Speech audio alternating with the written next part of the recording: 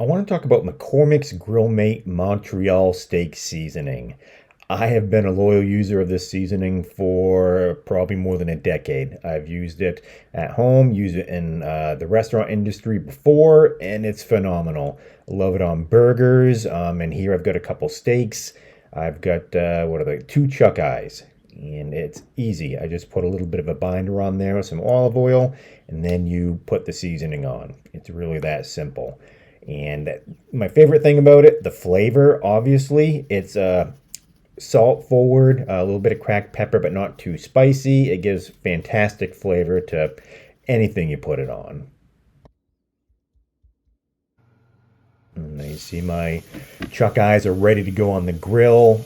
Get a good seasoning on them and a little bit of a flip. They look fantastic.